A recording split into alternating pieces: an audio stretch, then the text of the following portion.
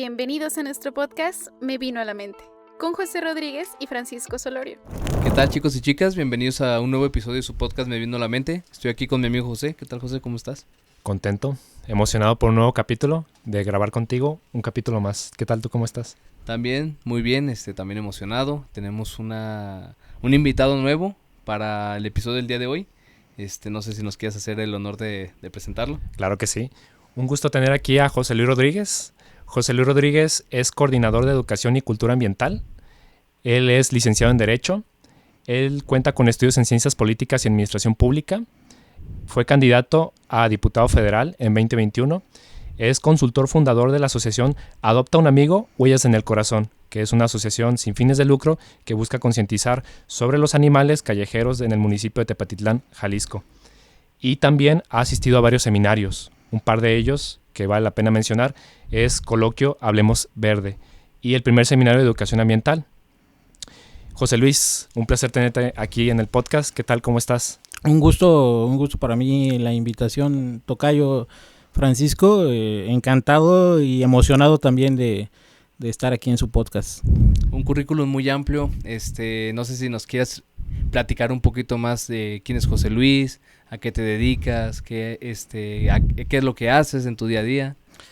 Pues mira, como lo mencionó acá mi tocayo José, soy actualmente, hasta hoy todavía, coordinador de Educación y Cultura Ambiental en el gobierno de Tepatitlán, lo que fue la administración 2021-2024. Una de las funciones que hacemos en esta coordinación es inculcar la educación y la cultura ambiental a la población. Pareciera que no es importante, pero créeme que sí es importante. Claro. Estamos enfocados también un poquito ahorita en el tema de tenencia responsable de mascotas, educar a los niños, tanto niños de primaria como niños como ya adultos de bachillerato.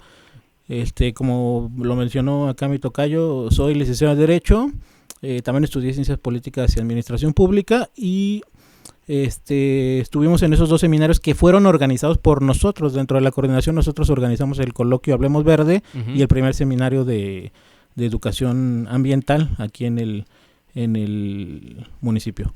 Muy bien. Un trabajo pues muy importante, como tú lo acabas de decir.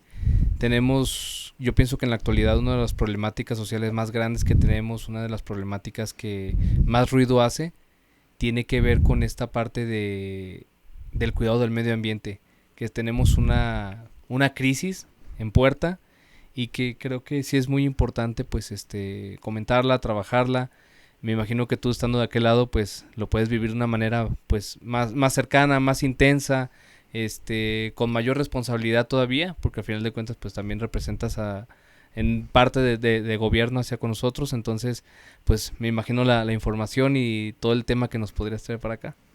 Y luego sí es un gran trabajo porque creo yo que, como tú lo mencionabas, pues estás fomentando la cultura ambiental y creo yo que es un tema que pues se escucha mucho en redes sociales, se escucha mucho allá afuera, pero también qué tanto lo ponen en práctica, eso es lo más importante.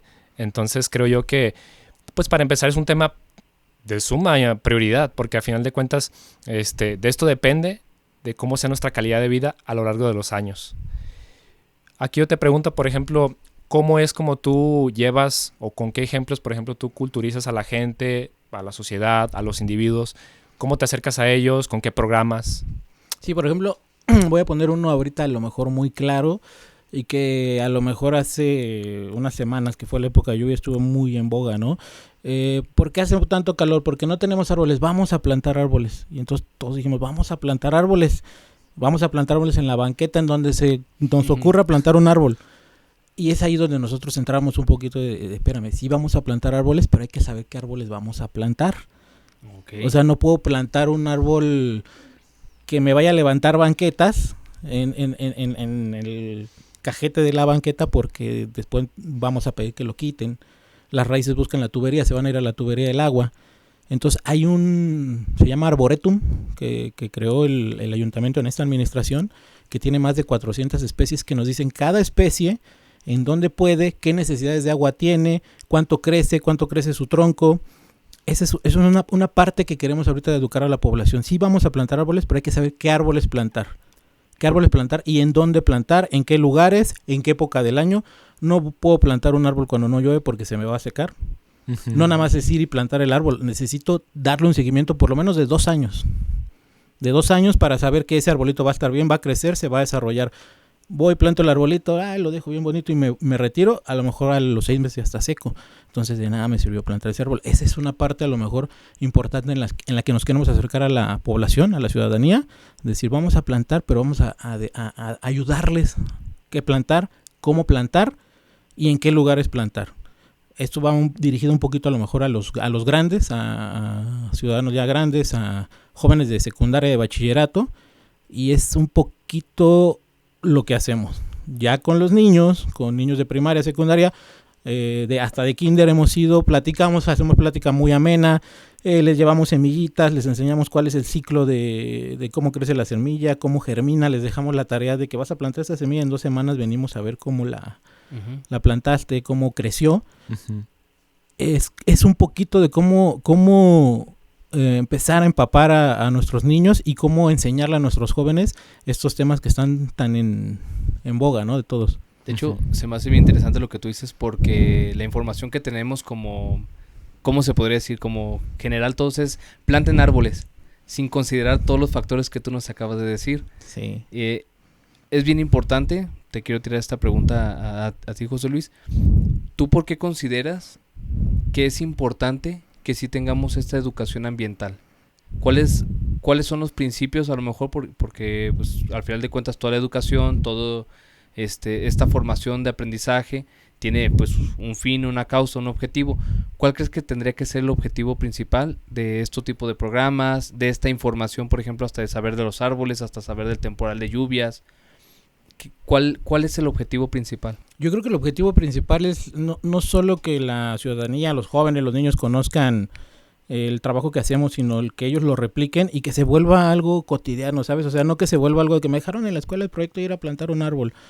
No, o sea, que se vuelva ya algo que los niños, los jóvenes digan, vamos a plantar árboles, pero ya me enseñaron ellos qué árboles debo plantar y en qué lugar, cuáles son especies nativas, porque si no es una especie nativa, después tenemos el problema que se puede caer, que no va a crecer, que no es para el clima que tenemos aquí en Tepa, en Jalisco.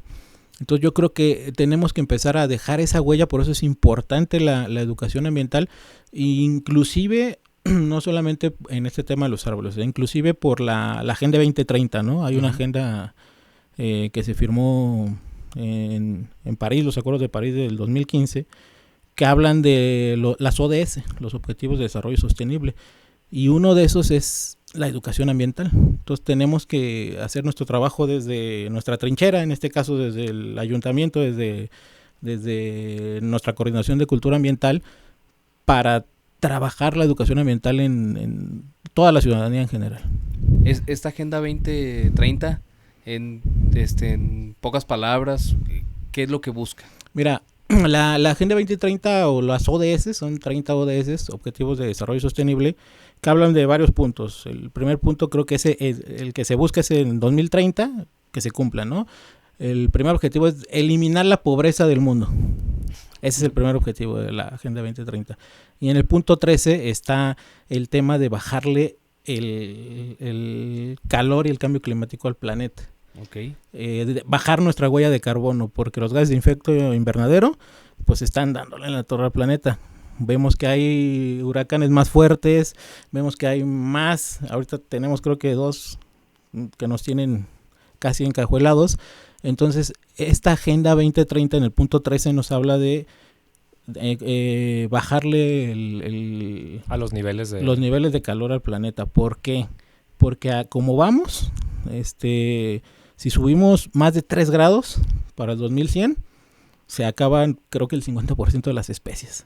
De la biodiversidad. Y de la biodiversidad. Entonces tenemos que empezar como con acciones pequeñas, bajarle la huella de carbono, nuestra huella de carbono que dejamos cuando usamos el coche, cuando usamos gasolina, cuando usamos a lo mejor aerosoles, cuando tiramos bolsas de plástico, los microplásticos que se van al mar. Entonces esta Agenda 2030 la tenemos que desarrollar los gobiernos en conjunto. Esta es una agenda a nivel mundial. Global, a nivel global. Okay. La meta es que la temperatura no suba más de 2 grados. Porque si sube más de 2 grados, Ya es demasiado. Ya valimos. Ya no Ese- resistiría. ese Ya no irre- resistiríamos. Ya es irreversible ese Ya sería daño. irreversible. Que de hecho, yo estaba viendo un documental y corrígeme, pero había visto que los gases se emiten de manera natural. O sea, Sí. ya hay como que las erupciones volcánicas y otros factores, pero también pues está por el ser humano. Lo que había escuchado es de que no es reversible bajar la temperatura del planeta, lo que sí se puede es como estabilizar. Sí, estabilizarla. Sí, no, ya no podemos reversirla, ya no podemos bajarla a lo que ya subió en los últimos, sobre todo en los últimos 100 años, que fue lo que más subió. Ya no la podemos bajar, pero ya no podemos subirla más de 3 grados. Lo máximo son 2 grados y mantenerla. Sí. Y en esta parte de la agenda, a los gobiernos se les indica qué es lo que se tiene que hacer, se les da, no sé, cartera abierta para que ellos decidan cómo pueden implementar, o hay algo que se tiene que hacer paso por paso. Son pasos, te digo que son 30 puntos. Ok. Ahí se maneja como que qué pasos debe de ser para ciertas cuestiones. Por ejemplo, en temas ambientales está también la suficiencia alimentaria y que sea sostenible. Porque no es, a como vamos ahorita, no es sostenible el ritmo que vamos, el agua que gastamos para alimentar la carne que consumimos es insostenible. Entonces son los pasos que nos van dando y que nos van diciendo vas bien, vas mal. Hay subsidios de la misma ONU, Ujú. pero debe de cumplir ciertas funciones. En Tepa firmamos el Acuerdo de París, somos uno de los ayuntamientos que firmó el acuerdo de los municipios para cumplir con estas 30 ODS. Ujú. Y por eso yo pienso, no porque soy el coordinador de cultura ambiental, que es importante la cultura ambiental y la Claro. educación ambiental, porque si no, ¿cómo les enseñamos a los niños? ¿Cómo les enseñamos a los jóvenes? Sí, claro. Y al final de cuentas, como tú dices, puede ser como una agenda. La gente lo podrá ver como es alguien que te está diciendo qué hacer, o Sí. que te quieren imponer algo. Pero creo que va más allá, va desde el punto en el que hablamos de una educación Sí.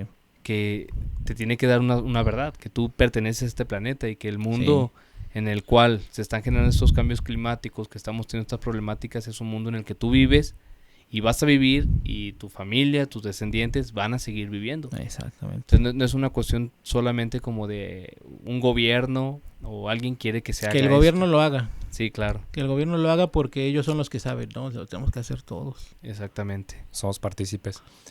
Y avanzando un poquito más en el tema, quería preguntarte, ¿cuáles son los factores que tú consideras que están establecidos los que hacen que se genere más calor? Porque pues también podemos decir que sí son los árboles, pero ¿qué otros factores son los que pueden intervenir? Yo creo que son varios factores. Hay un estudio bien interesante que salió este año, que lo hizo el INPLAN, el Instituto de Planeación Municipal, sobre islas de calor en Tepa. Es una isla de calor, es donde se concentra mayormente el calor y donde se siente más calor. Nos decimos que sentimos los veranos más calurosos, Claro. pero hay lugares en Tepa donde por imagen satelital sacaron este estudio donde se ve, donde dicen aquí Es el son punto 2, más. 3 grados más, y acá es la temperatura adecuada. Ok. Entonces al percibirla nos damos cuenta, ese estudio es público, está en la página del ayuntamiento, nos damos cuenta que donde no hay árboles es donde sube el calor, donde a lo mejor hay alguna empresa o algún lugar donde estén sacando dióxido de carbono o algún tipo de gas de invernadero, el calor se dispara. Ok. Y en lugares donde hay árboles o donde está pues un poquito más abierta, sin tanta construcción, está perfecto. El estudio está interesante porque puede llegar un momento, Dios no lo quiera, que si crecemos de manera insostenible, exponencial insostenible, seamos todos una isla de calor. No, todos completos. Todos Que de hecho completos. creo que me tocó ver algo similar.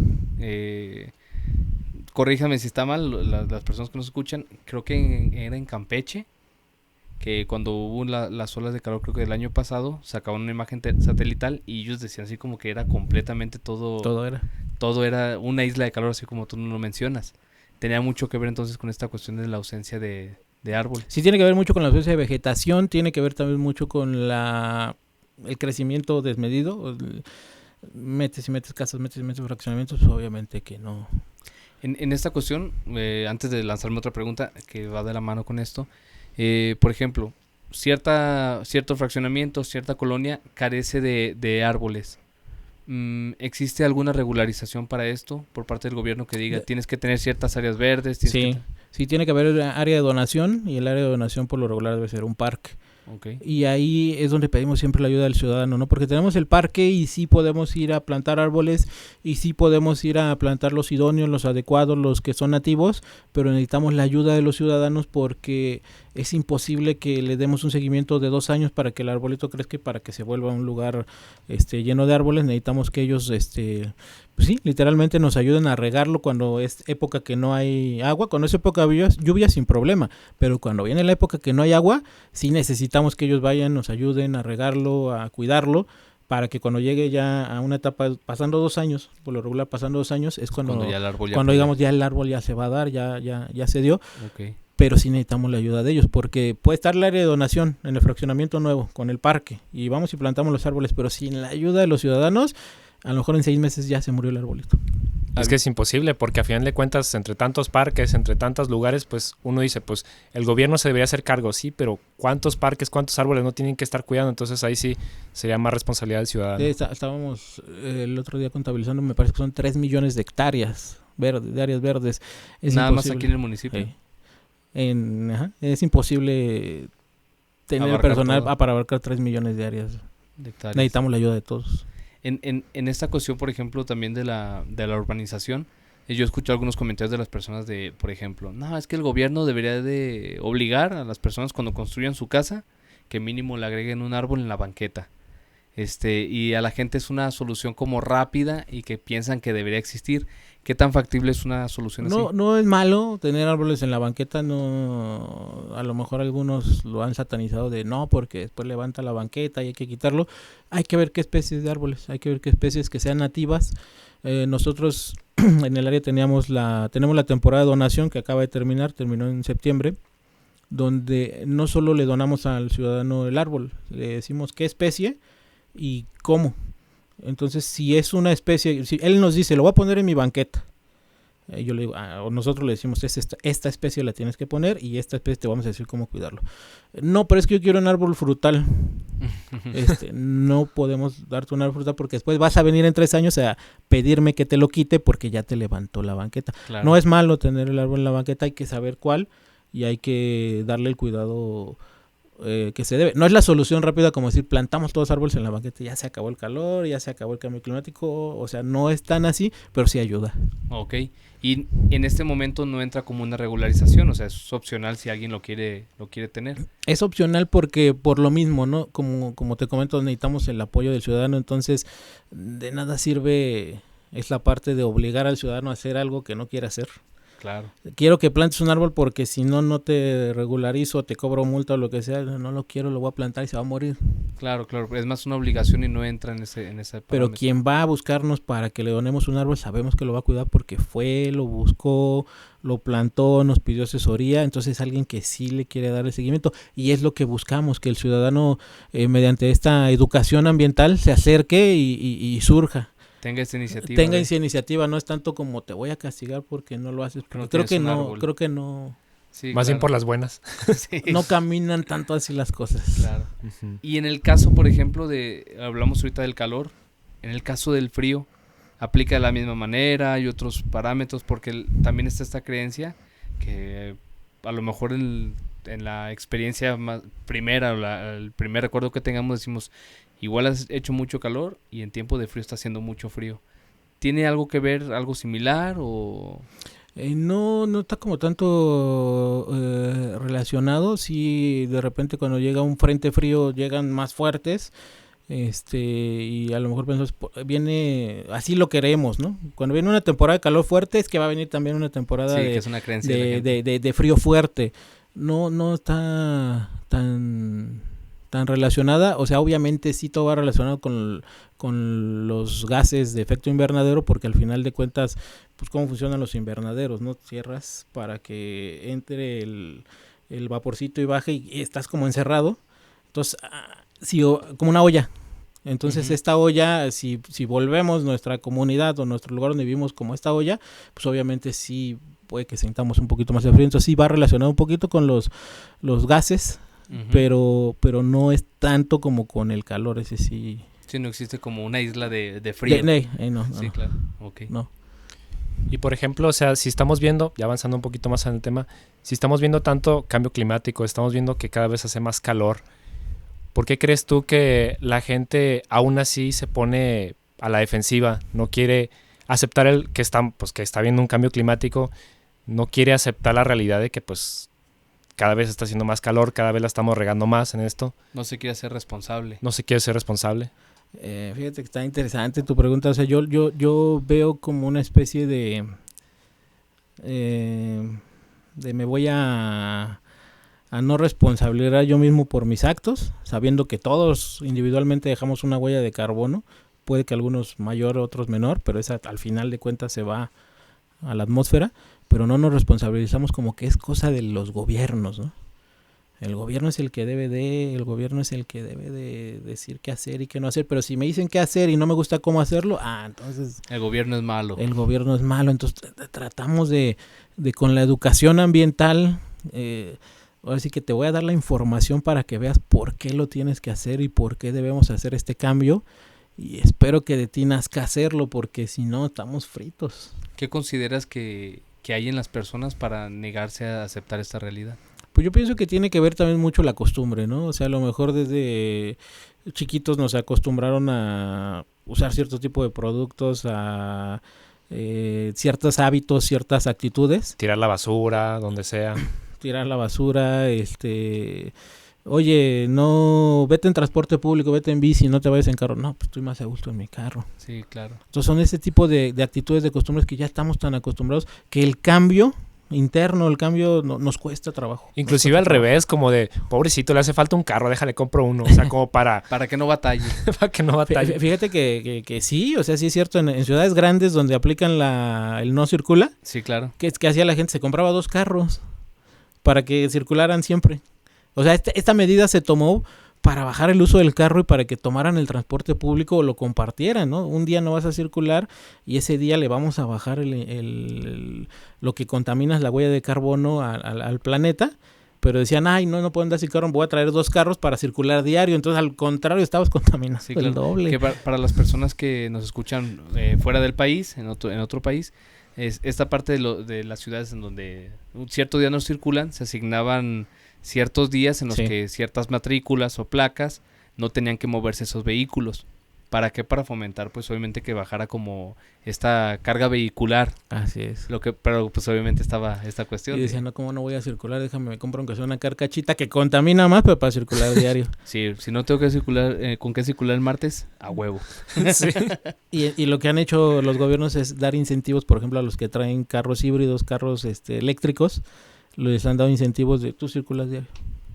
Entonces la gente se empezó a cambiar. Son más caros, sí, son más caros, es mayor tecnología, pero dejan menor huella de carbono. Pregunta rapidísima. ¿Ese sería como el punto a seguir?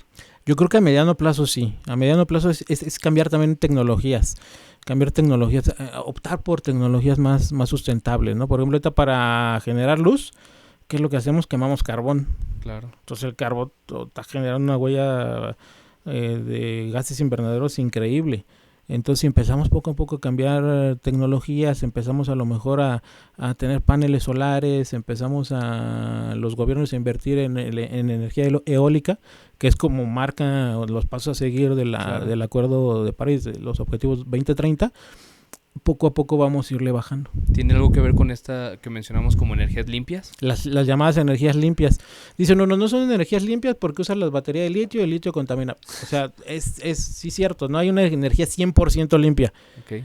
pero no te va a generar el impacto que te genera el generar luz, energía eléctrica quemando carbón.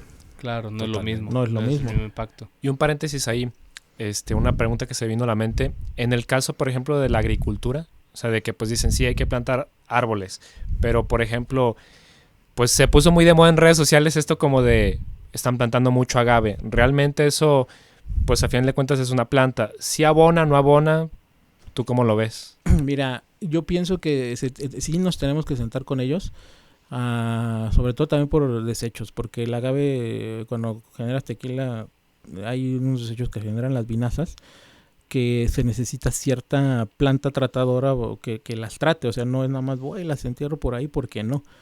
Necesitamos sentarnos a platicar con ellos, a lo mejor algo que se ha venido haciendo el gobierno, esto es nuevo, esto se empezó hace unos meses, es sentarse a platicar con ellos. Van a crear la primera asociación de tequileros de Jalisco, aquí en Tepa se va a crear, y uno de los acuerdos que se creó es que iban a crear una planta tratadora de vinazas y que iban a comprometerse a tener un tema de cuidado del medio ambiente. No plantar a lo desmedido, no plantar por plantar. O sea, es uno de los temas. ¿Es difícil? Sí es difícil, porque estamos hablando ya que hay cuestiones económicas, Claro. hay incluso hasta otro tipo de cuestiones un poquito más... Otros intereses. Otros intereses. Uh-huh. Entonces sí hay un acercamiento, sí hay buena voluntad. Ujú. Vamos a ver qué pasa. ¿Qué pasa si, por ejemplo, no trato ese residuo al que comentas? ¿La tierra se vuelve infértil o qué es lo que pasa? Sí, no, ya no puedes hacer nada en esa tierra. Y aparte, pues es contaminación que va a estar ahí. Se va a quedar. Que aquí quiero hacer como un paréntesis para explicar a las personas que también que nos escuchen en otra parte, que no comprendan cuál es esta problemática, pues lo que es el consumo de tequila. El tequila nace a partir del proceso del sembrado de una planta que se llama agave. Entonces la problemática que se marca es que la deforestación que hay de hectáreas para poder hacer el sembradío de agave está alterando pues el medio ambiente, a lo mejor los que estamos cercanos en las zonas donde sucede este problema. Entonces sí ha habido mucho revuelo en la sociedad, como de es que esta deforestación, esta planta, el plantar este tipo de especies nos está afectando, que es la parte que estamos y sobre todo aquí, no en la región, porque somos el sexto productor a nivel nacional de tequila. Entonces sí somos una zona donde hay mucho agave sembrado, donde para donde voltees vas a encontrar plantíos de agave, y sí tenemos que empezar a trabajar para regularizarlo y ver las maneras de que los desechos sean tratados como deben de ser tratados. Claro. Totalmente. Sí, porque al final de cuentas, pues mucha de la percepción que se tiene del tequila, pues es la fiesta, para que andes a gusto y bien visto por todo el mundo, pero realmente el impacto que conlleva Hay un impacto ambiental. el tener este negocio, el que yo lo quiera explotar, el que yo lo quiera reproducir de esta magnitud, tal como se produce, pues sí tiene ciertas consecuencias y secuelas que hasta cierto punto creo, a mi punto de vista, que muchas personas no lo estaban considerando, porque de unos años para atrás hubo como un boom, ¿no? Un boom. De que todos querían plantar agave y ya de repente veías todo agave.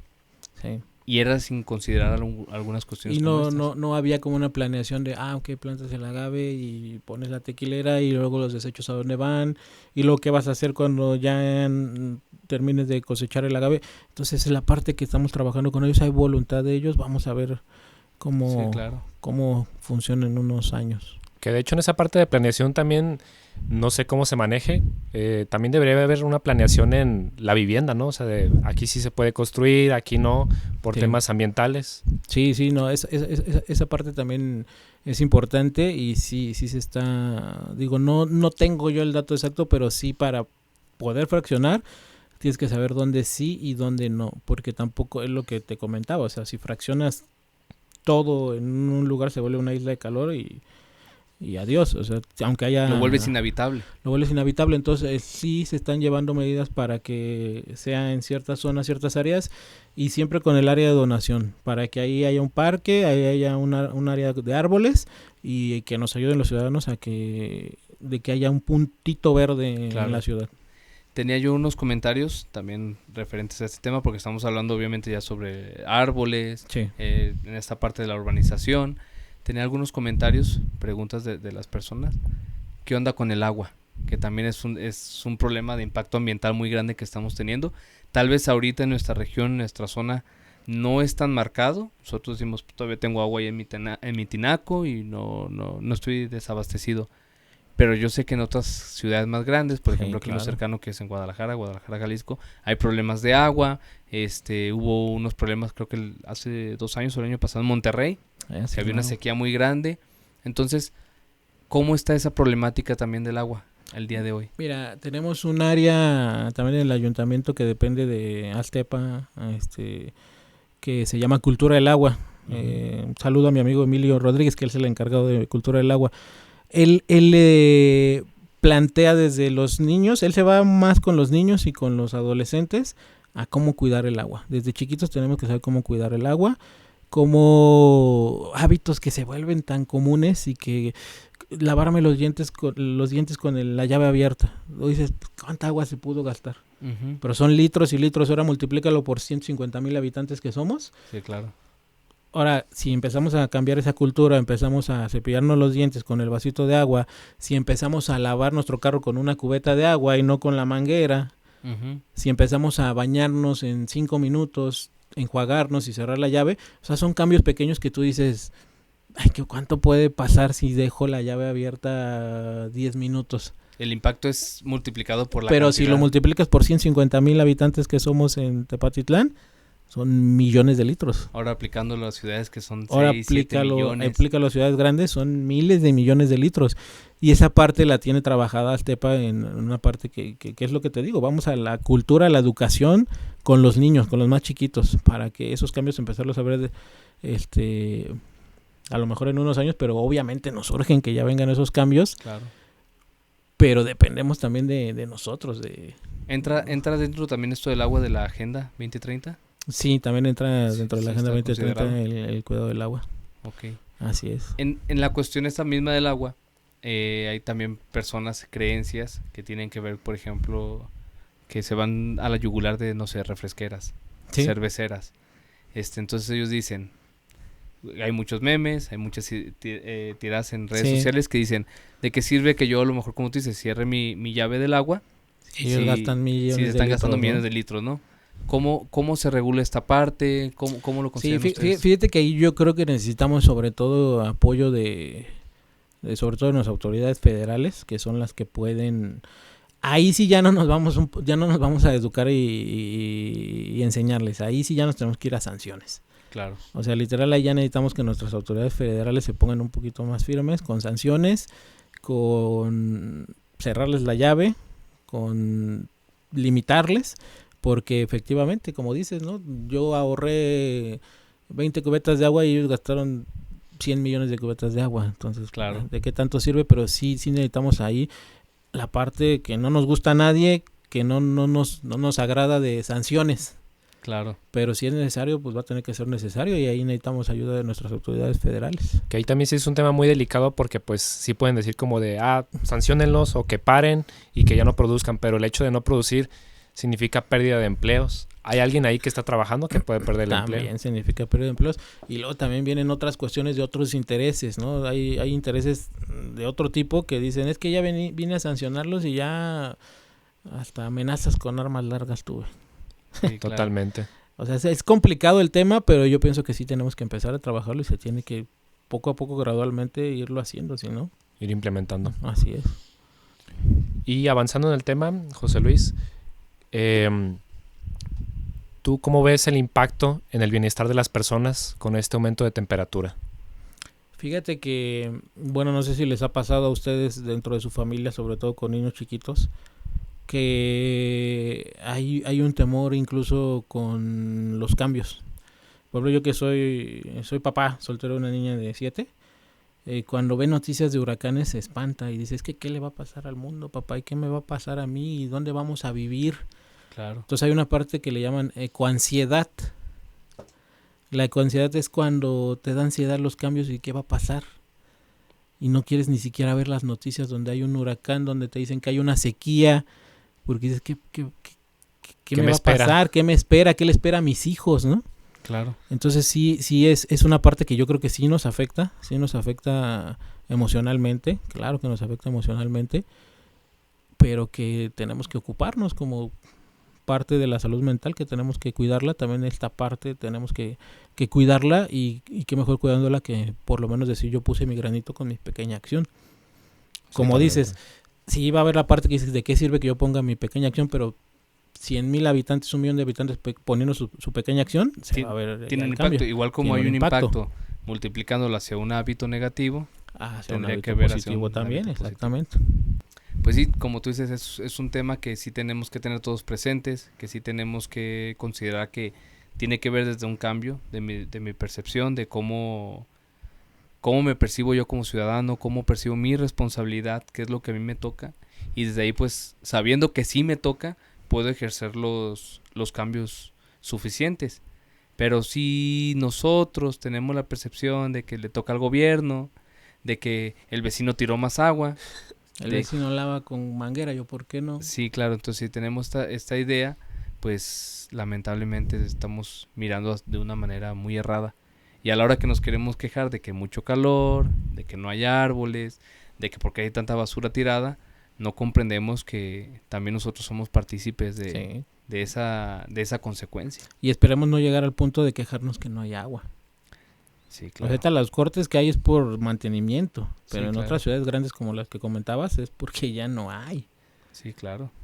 Que se espera, no, cuando venga el temporal de lluvias nos vamos a... Y si viene temporal de sequía, Exactamente, que decimos, ya cuando llueva, todo se va a recuperar y todos vamos a estar bien. Y tenemos la esperanza de que en ese momento, pero si llueve poco y si no hay, y si no hay lluvia, y si viene una sequía, ¿qué vamos a hacer? entonces es cuando vamos a decir, ay, sí, no debía haber desperdiciado el agua.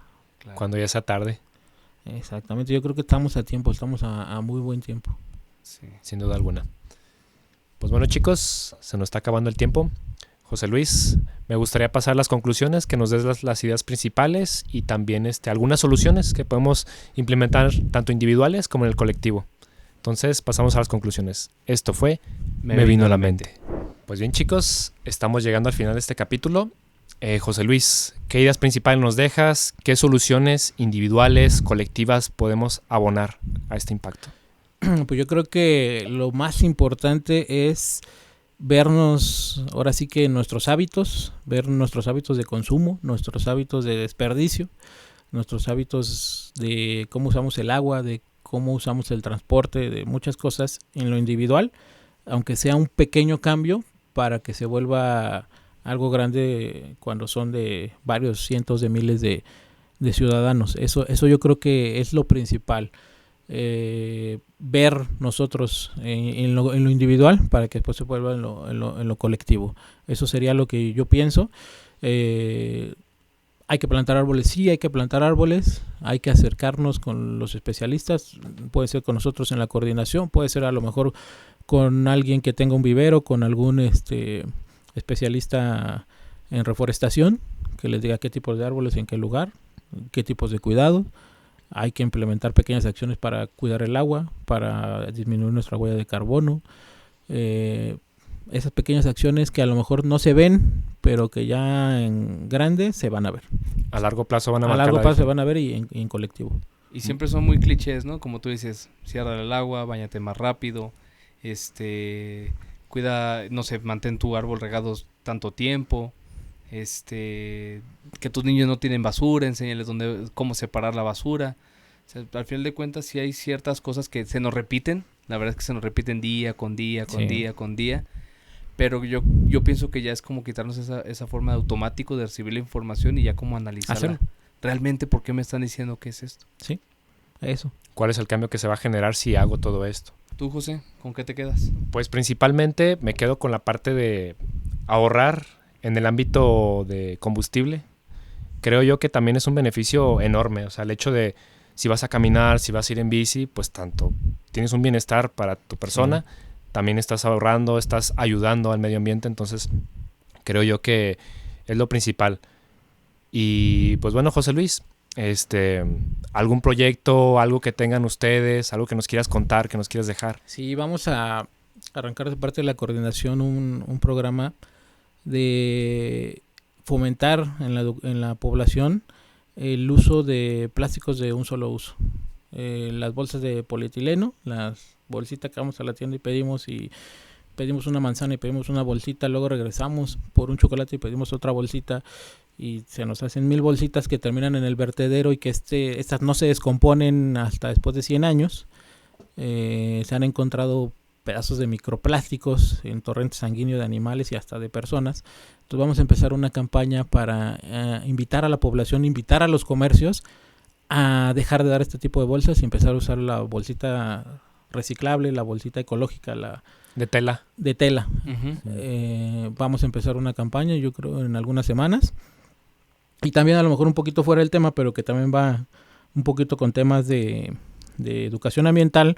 tenemos la campaña de perro comunitario, que es esterilizar perritos de la calle. ¿Por qué perritos de la calle? Porque si esterilizamos la mayor parte de perritos de la calle a mediano plazo, vamos a tener una población de perros estériles, no se van a reproducir y va a bajar la población, van a bajar las agresiones, va a bajar todo, nos va a ayudar muchísimo con este problema, que es un problema no nada más en Tepa. La gente dice, es que en Tepa hay muchos perros. No, en México somos el primer lugar en abandono a nivel Latinoamérica. Tenemos este proyecto que ya tiene unos meses que lo iniciamos, pedirle ayuda a la población de que el perrito que está aquí en tu barrio, llévamelo, te lo esterilizo y lo regreso. ¿A dónde lo tienen que llevar? Pueden hablarnos con nosotros a nuestro teléfono, que es el 378 788 8700, extensión 8852, lo registran y ya nosotros lo pasamos a nuestro módulo de esterilización, que se va de manera gratuita y está en el Parque de Jacarandas. Okay. Muy bien. Muy bien. En esta cuestión, pues, ya para finalizar, agradecerte, José Luis, tu participación.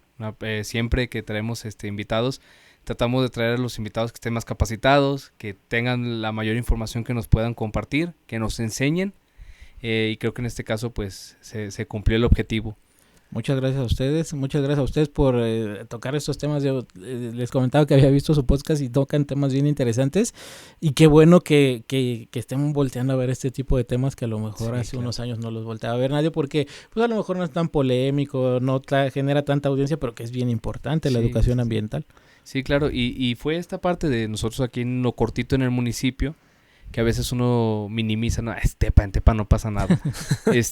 No, era mostrar un poco dentro de nuestro municipio, que es un municipio pequeño, qué es lo que se está haciendo, qué cambios hay, cómo el gobierno sí está involucrado, cómo se implementa, para que uno, a lo mejor pensando en que aquí nunca pasa nada, nos demos cuenta que sí pasa mucho. Y que sí hay cosas que estamos haciendo y que estamos pidiendo su apoyo. Sí, claro. Totalmente. Pues bueno, chicos, estamos llegando al final de este capítulo.